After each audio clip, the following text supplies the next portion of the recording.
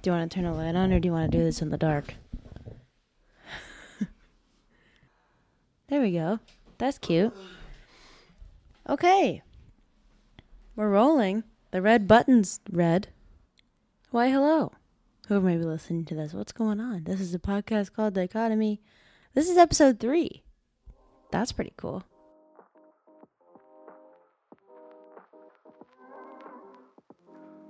You know why my nose is runny? Spores. The trees are horny. Wait, is pollen a spore? I mean, everyone remembers the Titanic today. True, no one remembers when Fenway Park opened. There were so many big ships that were successful, though, besides the Titanic. It's true. God, how many people The died in Atlantic? that? Oh, wait, I need to I look can that up. Google it. Well, so we were talking about updates before. What's new? Nothing. When did the last one come out? I think it was Oh, like wait. the beginning Motorcycle, of bro. April. You did get your motorcycle up here, that's true. Yeah, I got this super cool old motorcycle. I bought it a couple of years ago, and it just needed some work to run, so... It just needed some love. A little bit of polishing, a little bit of soap. Yeah, a little bit of like spit and elbow grease, you know. Got it way up to Massachusetts, and I've been driving it every day to work. It's God. awesome. Our last episode came out March 22nd. And it's May 9th. It's like Whoopsie. only 2 months. It's okay. That's okay. That's fine. We've been busy. We put out a lot at once. We did. 2. And I'm kind of juggling a lot at once, too. Just juggling, keeping the podcast going, some freelance stuff, the vlogs, applying for more permanent positions, just, you know, making time to be social, keeping the apartment clean, keeping the dog healthy, keeping ourselves healthy. It's a lot going on. You're kind of making bank part-time now, though. Not really. Well, not really. I mean, it pays rent. Yeah, that's true. So that's good. Yeah, whatever. For now. Just because we're I've fine. been lucky, but who knows? Let's go. Okay, so you went first last time. I did? Yeah, so I'm going to go first. Because remember you Word. were Let's smoking your joint while I was telling you about D&D. Should I smoke another joint now? Do you want to? Would that make this experience more enjoyable for you? I'd be less good at talking. Not All right, let's do it. I was going to say, when you're high, that makes the conversations more fun. Do I get more creative? Yeah, you do, actually. Really? Yeah, you would say things that, like, sober Tyler wouldn't have the patience to say. Wow. Yeah. And don't worry, we're not strangling the dog, if you can hear it in the background. Not yet. Stop. We just put her upstairs because she was being loud, and we wanted to avoid the whole squeaker situation that we had last time. Oh, fuck. That was hilarious. Oh, my God. With the crinkles in the background. She killed that toy like the dude. day after that podcast. She can go through a toy like nobody's business. Even Kong toys, dude, they don't last 2 seconds in the apartment. Let's give credit where credit's due, though. They do last a while. They do really last good. a while because we've learned what types of toys to get her. Dude, check out this bottle. That's what the joints came in. Fancy. It's like Dude. this metal cylinder. Dude, look, ready? Look at this joint. It smells good. It's a metal tip, Okay. and there's a plug, like a stopper in the end. Does that mean you That can you have like use it again? Conceivably, yeah, but it's just I don't know why they put it in there. I kind of think it's dumb, but it looks cool as fuck. Should I indulge you and take some CBD drops Oh, that would be crazy. and join you? These are the Hempist. If anyone lives in Boston, it's this adorable little weed shop on Newbury Street, and we love them. This is full spectrum unflavored Hempist CBD drops. I'm gonna take those. But yeah, this show is all about, if this is your first time here, welcome. This is all about Tyler and I. We've known each other for going on almost 6 years now, and this is us teaching each other a little bit more about what we're passionate about. So we're finally taking the time to teach each other some stuff, and over time we're going to get better at communication and learning how to talk about stuff. So Yeah, good job. That was a pretty good interlude speech. good little intro. Okay, Yeah. so today I'm going to teach you about Fenway Park. Ooh. Yeah. I thought I saw you on Wikipedia looking up teeth before this. Teeth? I thought you were going to teach me about like dentures. Oh, no, it's because I was on a Boston Globe article and there was like a denture ad on like the side of the website. Yep. But I'm mostly fascinated by just like the architectural story of Fenway as well as just Fenway in general. Of course, anyone that's new here, I have 2 degrees in architecture, so that's kind of my thing. But so pretty much the reason why I wanted to talk to you about this or teach you about it or whatever is because anytime I go any other sort of, baseball stadium around the country, there no atmosphere or attendance number ever compares to Fenway. So I've been curious as to why that is. Like I've been to 'Cause Boston's the best, baby. I mean, true. We are Woo! we are a title town for a Boston reason. number one. But I mean, like, we went to I think it's Busch Stadium in St. Louis.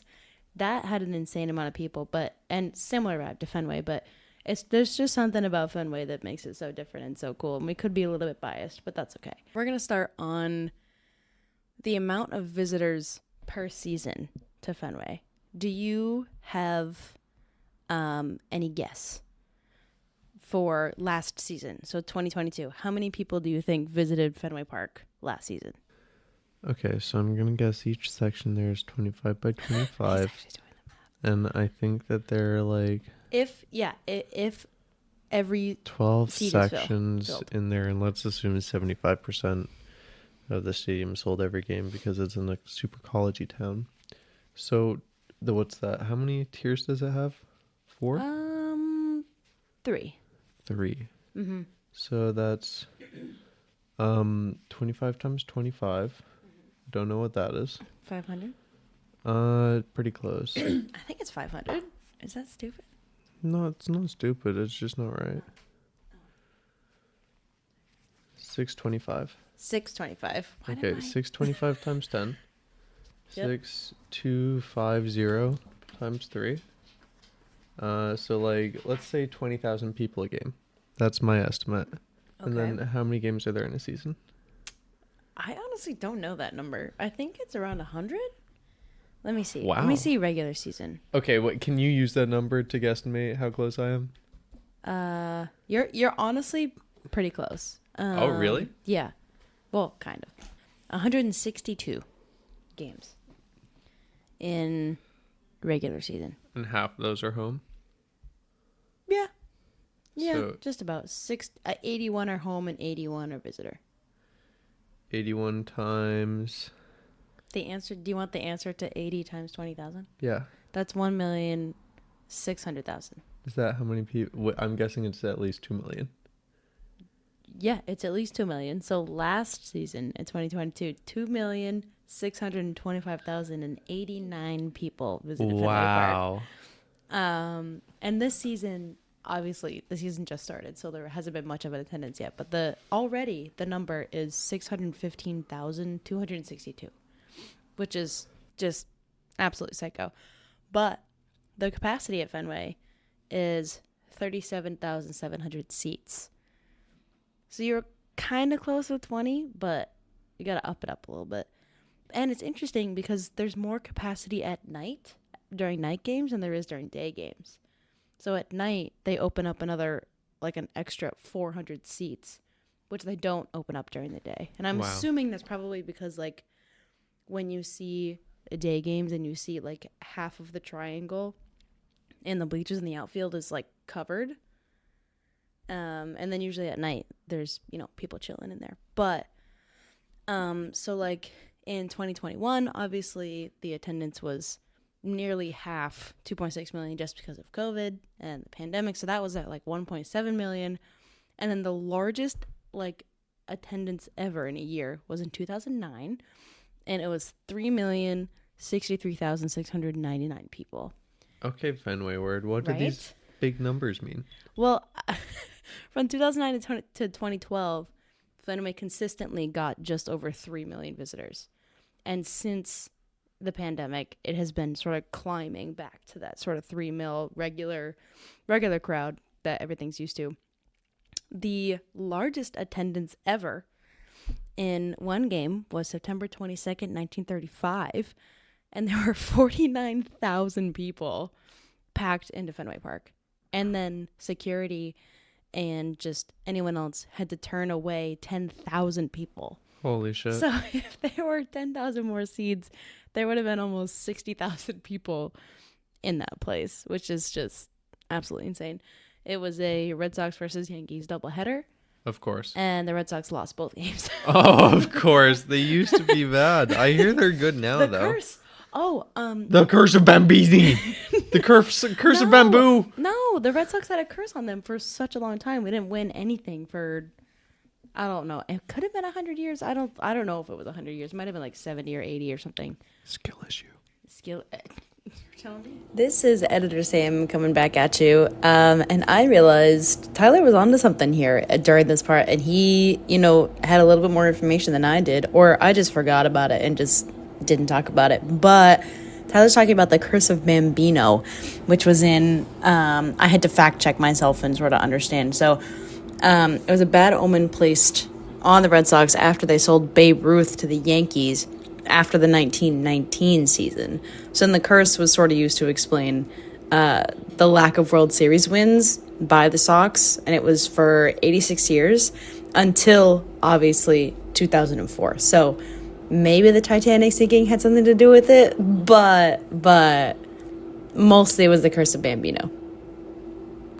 But I think it's because Fenway Park opened the same week that the Titanic sank. So I think it was a curse that the Titanic just, well, I mean, everyone remembers the Titanic today. True. No one remembers when Fenway Park opened. There were so many big ships that were successful, though, besides the Titanic. It's true. God, how many people died in that? Oh, wait, I need to look that up. I can Google it. Isn't it like 20,000 people or something? Less, it has to be. Less? How many people died on the Titanic? What a thing to Google. Oh, I'm stupid. 1,503. Yeah. Okay, so I got the numbers for Fenway, right? And I was like, okay, well then why to us does that feel so insane? Like why does it feel like, every seat is filled and not as much in other parks? Well, so there are 3 teams that consistently have the largest attendance to MLB games. Do you want to guess what teams they are? It's not Boston, but there's 3 teams that are consistently at the top that have the most attendance every year. Okay. Do you want to guess what they are? Yeah. Okay. One is you should know one. One is pretty easy. It is? Yeah. Louisville? The St. Louis Cardinals? That's one. Yeah, St. that Louis Cardinals, one. that's one. That's not the one that I think that you would get, though. Okay. Come on, you've been here, I think. You've been here and I haven't. Yeah, haven't you been to other ballparks like other than Fenway? Yankee Stadium? There you go. No way, the Yankees. No, yes, dude, no one goes there. Everyone goes to Yankee Stadium, apparently. Oh my God. And then there's one more that's always at the top. It's the Dodgers, just because they're in LA. Gotcha. So that makes a lot of sense. But, so LA, last season, there was 3.8 million people total that, came in a season, 47,000-ish a game. And then St. Louis and New York, respectively, were 3 million a season, and then about 40,000-ish a game. So because we feel like Fenway is so packed all the time, it's because it's the 5th smallest among MLB parks by seating capacity, and the 2nd smallest by total capacity. And one of 8 that can't accommodate at least 40,000 spectators. Wait, is it because it's older? Mm-hmm. It's because it's old. It's old. And so meaning like Fenway Park is more compact and small, but the percentage of butts in seats is what makes it feel like it's just like the park is always full and loud, and also just because of Boston sports fans, because we're insane. Speaking of it being old, is the oldest active park in the MLB. So that's pretty cool. I do love how America's beloved ballpark. I mean, come on. Dude, it's just brick and steel. It's awesome. It's just brick and It's steel. so Literally, cool. it's built to last forever. That thing's a fucking Yeah. tank. Yeah, and because it's so old, in March of 2012, it was added to the National Register of Historic Places. So that's cool. Can I also just say that everyone better fucking respect Fenway, because after a nuclear holocaust in Fallout 4, it was where the residents of New Boston, or like, I don't know, some fucking people in there, I can't remember. Boston was in Fallout? Yeah, dude, Oh my Boston was God. the center of Fallout 4. No And way. Fenway is where like the New World built their or like the New Boston built their town, their first Oh my settlement. God, that is so cool. Yeah. Actually, that goes into that, which is pretty cool. We can just I found this like fun. There's like a fun fact about. Is it Holocaust? It's What's not- the fuck? No, not the fucking Holocaust. What's It's the not- other awful it's thing? not. Well, it's not. It's not No, the awful, fucking but- nukes. The nukes. Okay. But since you're talking about the park being, whatever's, or the game being inside the park, we can talk about some quirky things about the inside of the park, which are pretty cool. Because of the funky shape and its age, and the density of the Fenway and Kenmore neighborhood, like that's why it's the weird shape it is. Like the triangle in the outfield, the green monster, the pesky pole. How tall do you think the green monster is? 82 feet. 82 feet? 37 feet. Yeah. 37 feet tall. And obviously it was called the monster because of its size. Duh. It was painted green in the 40s, which is pretty cool. And then Is that for like a Peace Corps thing? maybe no, actually Katie sent me some Fenway facts, which is pretty funny. So Shout out, Katie. I know Katie's is our very good friend. She has season tickets to the Red Sox every year, and it's just literally insane.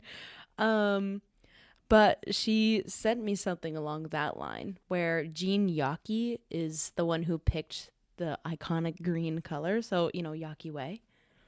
Who's Gene Yaki? Well, the Yakis were I think they were the first people who bought the Red Sox or something. They just bought the team a long time ago. How old is the team? I don't know. At least 100 years old. How? Yeah. Let's find out. Probably Put my like money where my mouth is. How old? 132. Founded in 1901. It I'm is 2023, so 122. 122. There also is the triangle, which is pretty cool. Do you remember that one game that we went to where we got rained out? We were in the bleachers. There have been a few. The most recent one that we went to, we got rained out. And we were in the bleachers in the outfield. And we saw like 4 innings maybe. I think they were student 9 tickets. They might have been. Shout out to all of the students out there. They make sure to advertise extra hard for tickets to a game that's going to get rained out. The triangle is that weird part in center field that reaches like 420 feet from the home plate. Wait. So it's like the furthest. How many feet? 420. Can you get seats there? You can. We're only getting seats there. Okay, that's fine. And then the pesky pole, which is the right field foul line pole, was named after Johnny Pesky.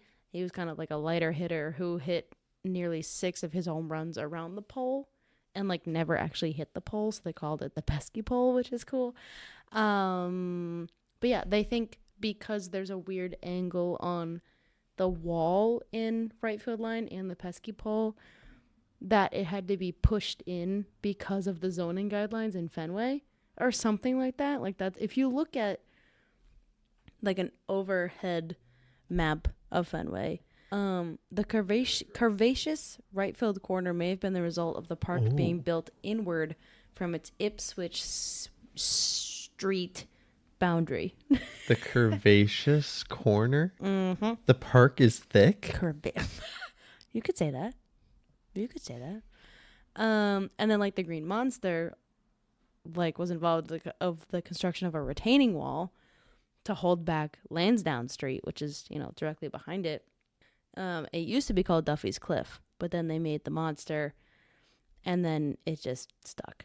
It's like why it's so legendary, I guess, like just the use of bricks like you were talking about earlier. It sort of echoes, the utilitarian and a sort of aesthetic brownstones and just public buildings in Boston in general. So it keeps that character, which is awesome. Some like architectural innovations at the time too, is they increased the pitch of the grandstand, so each person that was sitting there had a better sight line of the field and everything, and it would get you more seats. The guy that built and designed Fenway Park was from our favorite place ever, Nova Scotia. His name was James E. McLaughlin. Ooh. And he was involved in politics and sort of community relations. So based on his skill and connections, he was granted the architectural commission for the design of Fenway Park. This part is super cool that I didn't know about that we should go see. Based upon his skill? Yeah. And like just design skills. And just for having a lot of connections. Well, both. Because he had the connections, so he was talking to the right people kind of deal. But Fenway was formerly the Huntington Ave Baseball grounds, which only had capacity for 11-ish thousand people. And so it was, obviously the Avenue grounds was demolished after the Red Sox left at the beginning of the 1912 season to play at Fenway Park. And actually, the Huntington Ave grounds is on Northeastern's campus. Whoa. Yep. So, wait, sorry. Does Northeastern have a good baseball team? I don't know. If you don't know, they don't. But the Cabot Center, which is an indoor sort of just activities center belonging to Northeastern, stood on the Huntington's ground footprint since 1954. And a plaque and a statue of Cy Young were erected in 1993, where the pitcher's mound used to be, just commemorating the memory of the park and all that fun stuff. Who's Cy Young? But then there's a plaque. So, Cy Young was a really, really good pitcher. Have you heard of the Cy Young Award at all? Like a pitcher gets one every year in the MLB, and it's kind of like a Gold Glove, but Cy Young is not as good as one, or it's better. I would say a Cy Young is better than a Gold Glove. Ooh. Yeah. There's like a plaque on the side of the Cabot Center, where like the left field foul pole used to be. A little ways away from the Cabot Center, there's Matthews Arena, which was the original home of the Bruins before they went to TD. So that's pretty cool, and we should go find it. We should go see where the old grounds used to be, because it's on Northeastern's campus, so it's not like it can be hard. Bring a metal detector. To see if there's any gold. Dig up their floor or something. You know, Fenway has hosted the World Series 11 times, and we've won 6 of those times. Once was done by the Boston Braves, which is stupid because they were a different team other than the Red Sox. But that's when Boston had like 2 baseball teams. That was weird. But what was the other one called? The Boston Braves. Oh. Is that what you mean? Oh, never mind. And then I thought they'd have a cool name. And then another sort of fun fact is a few previous owners had their initials written in Morse code on the scoreboard in Fenway, Sneaky. Which is also cool. The bullpens were moved to the outfield in the 40s to pull the fences in and help Ted Williams hit more home runs. Obviously, on paper, that's not what actually happened, but that's what everyone knows happened. And the park opened the same week the Titanic sank. So, did they actually gear it so that guy could hit more home runs? Thanks, KT, for the wonderful info. That's crazy. Yeah. And there's also the red seat, which is in the bleachers in the outfield, where the like longest home run ever hit in Fenway was hit by the legend Ted Williams. Oh. So there's just one red seat in the outfield when all the other seats are green. That's Fenway Park. Dude, wow. What a colorful park. I know. It's cool, right? Yeah, it's like so pretty. A lot has touched it over the years. Yeah, a lot of people. They're 2.6 million a year. 2.6 million a year. Usually 3. Oof. All right, what you got? I'm gonna start off by trying a new teaching method, I think. Oh. Where okay. I feel like this is what teachers in school do, but maybe it's my unique experience in like a biology course where you just, the more you can remember about how the cajillion things and every single species in the world works, the better biologist you'll be. So it's like you want to remember and absorb all the info your teachers give you. I'm going to try to give you an instruction manual first, Okay. where you just talk about the process of doing the thing, Okay. and then we're gonna extrapolate from that Okay. to learn about said thing. Okay. Because this is how to do something. Okay. Which is, I guess, more of a linear thought pattern than the more abstract pattern of, remembering like facts about a place. But then I think you put that on a timeline as well, though, which adds some linearity to it. So I think that this is a little bit of like a retrospect, or a comparing the two before the end. But I just wanted to draw that similarity. Okay. So I'm Cool. I'm hoping it's just gonna be That should a be cool new way to teach you something. So it's gonna be growing mushrooms. fun. Yeah. So Oh man. for some people that listen to this podcast, they might know that I have been trying to make a 3D printed, really inexpensive, fully automated mushroom growing chamber for the better part of the last year and a half. All credit for this idea originally goes to my friend Andrew, who has his own shroom boat right now, which is just a marvel of engineering. It takes up a footprint of a motorcycle. It is awesome. But mine takes up the 8 inches by 12 inches maybe. So, I've been interested in growing mushrooms and making them easier for more people to grow for a while. And I originally became interested in them in college when I was working with one of my roommates at the time to try and build houses out of mycelium, which is the roots of mushrooms. That began my borderline obsession with all things myceliated. If it has hyphae, I'm your guy. So we're gonna talk about how to grow mushrooms for the everyday consumer. The pre-requirements, what you're gonna need for this process. Okay. It's gonna be, I think, like 4 things. That's it? Only 4 things? Patience. Wait, what kind of mushrooms are we growing here? This- Psychedelic? do you want to do them for psychedelic? Sure. In this scenario, why not? This is pretty standard. You could do most mushrooms that do not grow on wood with this process. Okay. Some psychedelic mushrooms are like that. Okay. But other mushrooms need like wood chips because they grow on trees and stuff in nature to grow. Gotcha. So go on Amazon, or even better, go on the internet and go to this really awesome site called mycohouse.com, mycohaus, and buy yourself a bag of mushroom substrate. This is going to be the nutrients for your fresh fledgling baby mushroom spores to grow big and strong on. So most of the time people use a rice grain based substrate. You're going to buy your substrate. You're going to preferably buy a syringe of mushroom spores from an online vendor. I recently purchased a Chicken of the Woods mushroom spore syringe from Amazon for like $15. It's not that expensive. I think like 8 pounds of substrate from Mycohouse is like $40. So we're at $56 so far. Okay. And then you're also going to want to buy a brick of coco coir. Coco coir?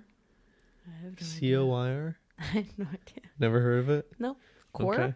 Wait, Coco coir? C-O-I-R? C-O-I-R? Coir? Coco coir? Koi? Coco coir? Coir. I have no idea. We'll get back to that one. Okay. So you get your coco coir, and coir. that's my favorite so far. Coco coir. And you also go out and buy a one of those moving totes, a clear moving tote, essentially. And Deal. those are what you need to grow mushrooms. I think you can get all of that for under $100 most of the time. Nice. And this will produce significant quantities of most mushrooms. You could feed a family with the fruiting bodies of these for like a week, but trust me, after a day they'd get sick of eating only mushrooms. So you need a budget of like $100? Is that what you're saying? Mm-hmm. Okay, that's not bad.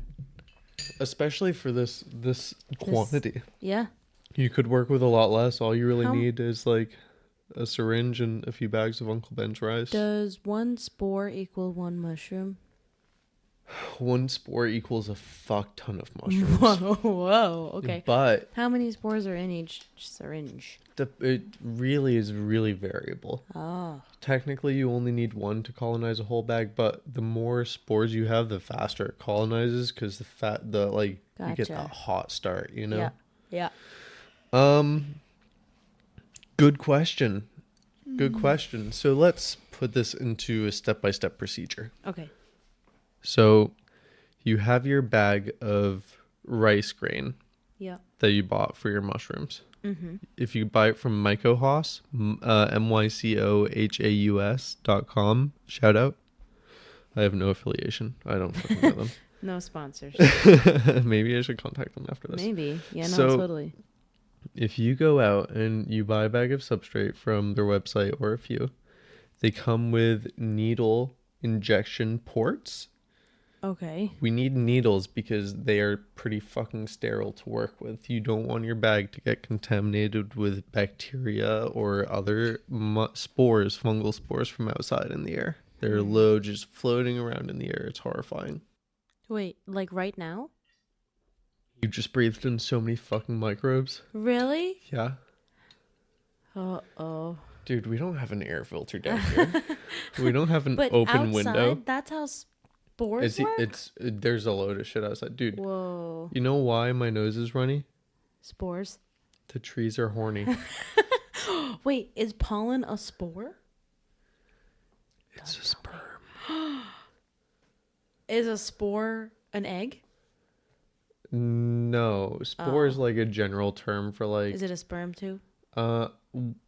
Yeah, it could be an egg actually. Technically, yeah, it could be a egg. It could be a lot of things, dude. It really depends. It's a very generalized term. I try to dumb down your super fancy scientist words. Okay, interesting. I didn't know spores were just out and about. Well, okay. How many spores did you breathe in today?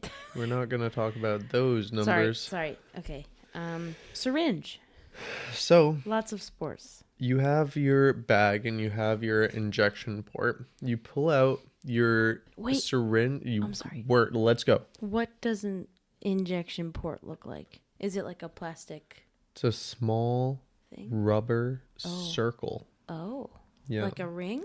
It's a small. Is it a ring or a tube? It's a circle. It's just like imagine like a frisbee made out of rubber. Got it. That is put flat where a hole in the bag is. Got it. So when you put a syringe through it and you pull it back out, the rubber seals over itself as it's coming out, so it doesn't allow anything to get into the bag.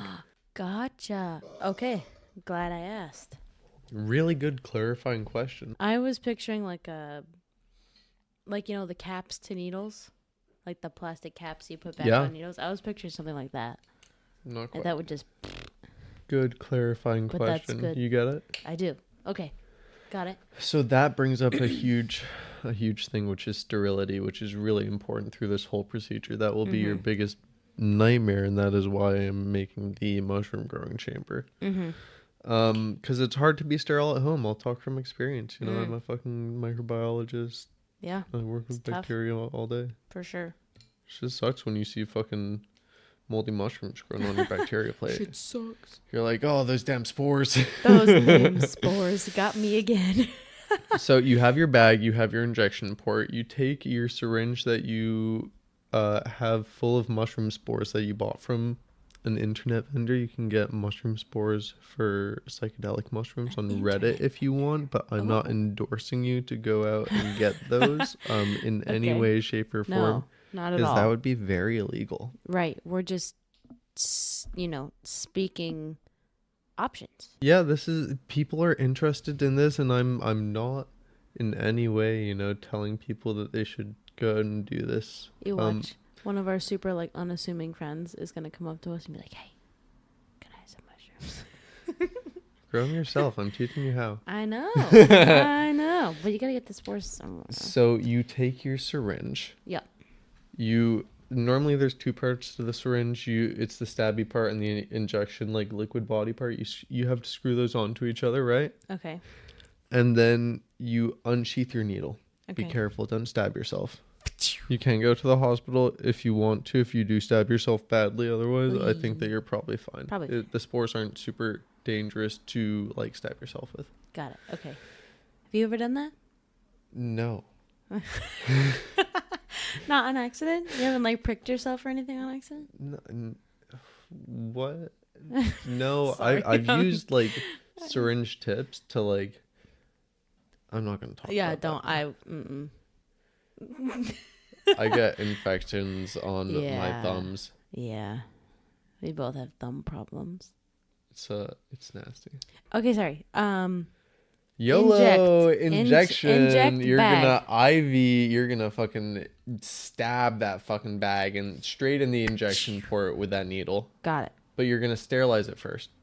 The needle? Yeah. So you have to. Alcohol. You can use alcohol. That would be best. I like Okay. flame sterilization.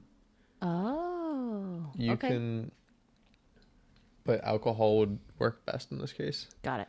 So a little alcohol swab, anything above 70% alcohol, isopropyl or ethyl alcohol. Mm-hmm. That would be 140 proof alcohol that you can buy at home, or the better option is just to go buy IPA at CVS.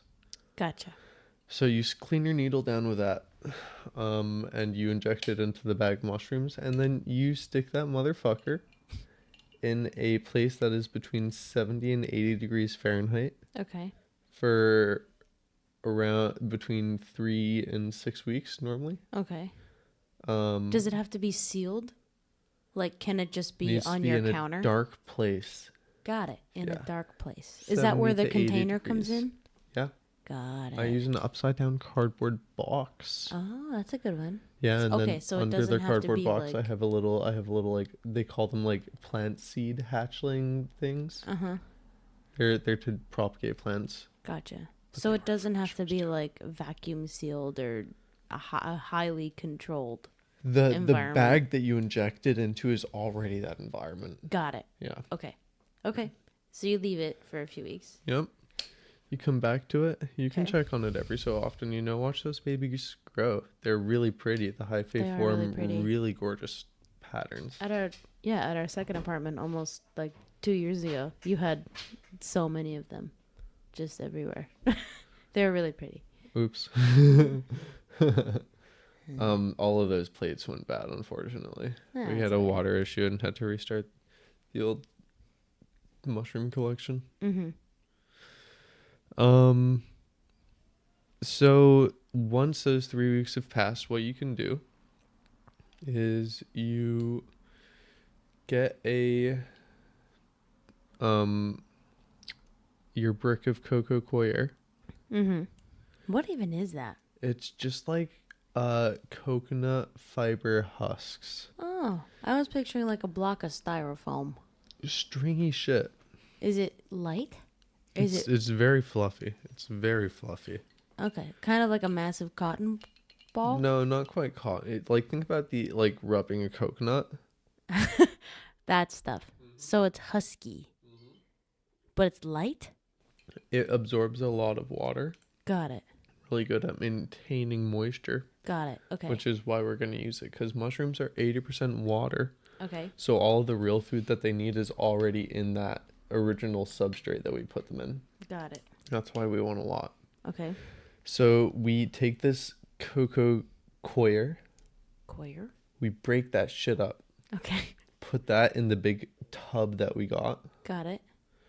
I personally like to wipe my tub down with isopropyl alcohol first. Mm-hmm. And then leave the lid on for a day and then open it up afterwards for a half an hour. Just to be sure. Yeah, and then I do all of this. Gotcha. So you throw the coco coir in there. Okay. And you throw, let's see, if you use like 1 or 2 bricks of coco coir, these things are like do you like medium size. They're like 8" by 2" or something. Do you like sprinkle it around? You make sure it's even around the bottom. Got it. Okay. And then you pour really hot water, just hot enough to the point where it won't melt the container that it's in. And then you put the lid on the container while everything is still super fucking hot. And you let that sucker sit for 24 hours. Gotcha. That really extreme environment, which is super wet, super hot, you just sterilize the inside with isopropyl alcohol. It's super sterile. Gotcha. Why do you do that step? So you kill all the other microbes that could colonize. You know how I said before it only takes 1 spore from the mushrooms to make loads of mushrooms? Yeah. Same with other bacteria and fungi as well. Gotcha. So they will race against the mushrooms that you're growing. Gotcha. And sometimes they win. Gotcha. So this step is killing anything else that might be in there. Yeah, you're doing your best. Okay. So then you're probably going to want to do also you're going to want to get enough water in there to like soak the coco coir, because it'll about double in size. So if you cover the coir with water, it'll soak that right up. And you want it to be pretty moist but not swampy when you get to this next step. If it's swampy, you will have to redo that step with just less water next time. But you can reuse the same substrate. So then you take your fully colonized bag of mushroom mycelium that you grew that's like all nice and white and pretty. And you you sterilize that bag, you wipe it down with isopropyl alcohol. You cut that bag open. And you have a nice huge like pillow of mushroom roots. Mushroom pillow. Yeah. Oh, okay. So what you do then is you put on some of those long motherfucking gloves that you use to like clean a sink. Yeah. Sterilize those with isopropyl alcohol. Yeah. Take your mushroom brick, open up your lid for your big tub of mushrooms. Break your pillow of mushrooms apart into loads of different pieces and then mix it in with the coco coir. The more evenly you can do this, you have to be gentle. Like not too rough, like snap it like you would a graham cracker, Don't like smash that mushroom brick that you worked really hard to make into 1,000,000 pieces. And spread that throughout the substrate.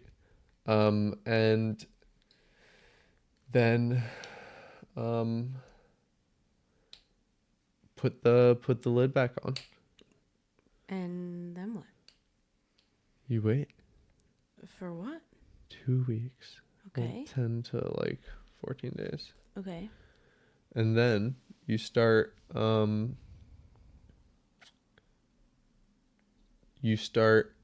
fruiting the mushrooms, because at that point you'll probably have this beautifully colonized substrate. Okay. What does it mean to fruit the mushrooms? That's where you grow the mushrooms. Right now we've just been growing loads of roots, over and over and over. And we're ready to make them grow the main plant. So Gotcha. Okay. So when we're ready to do this, we have to do a few things in tandem. Okay. We have to start giving them daylight every day. Okay. Some people argue whether this is vital. I do it. I trust in it. Because mushrooms have eyes. They have little photoreceptors that understand if there's light there or not. That's cool. That can affect their hormones. I didn't know mushrooms have eyes. Yeah. Damn. Okay. Well, I call photoreceptors eyes. They're maybe not as complex as ours. Oh. Cool. But, yeah. So we start giving them light. Yep. 8 to 12 hours a day. Okay. You can do as little as 6. It doesn't matter too much. Like a human. Yeah.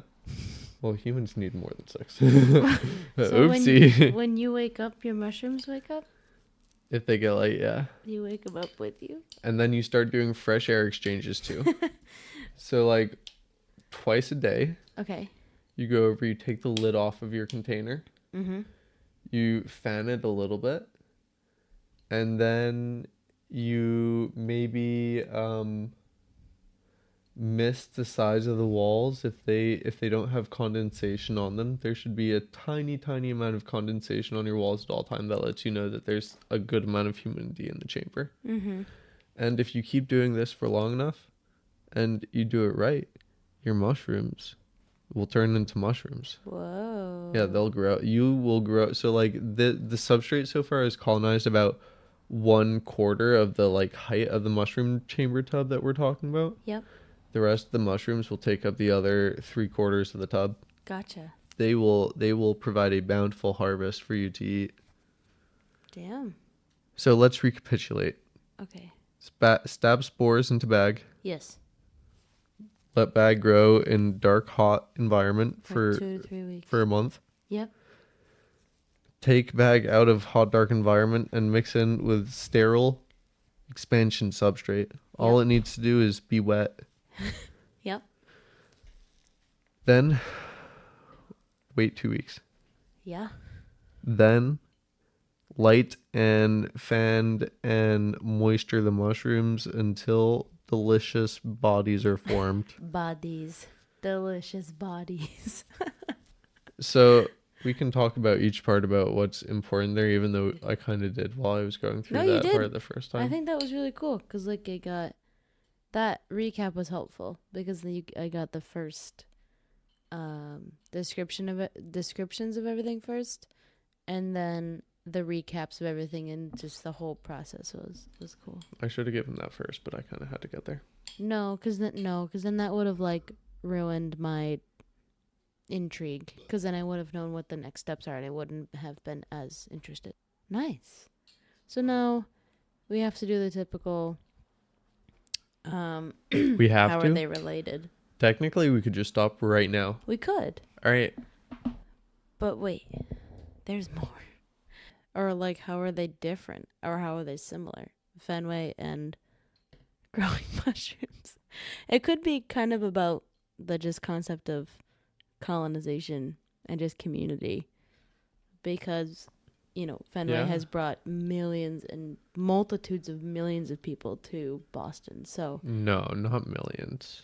well, I'm based off of the attendance each year. That also can be like duplicate tickets and duplicate people. I feel like, it's a historic landmark. So, and mushrooms are just, a bunch of stuff growing in one environment, and Fenway's growing in the same environment. Well, obviously not in the mushroom environment, but in its own right. Fenway is like a resource that is attracting people to colonize.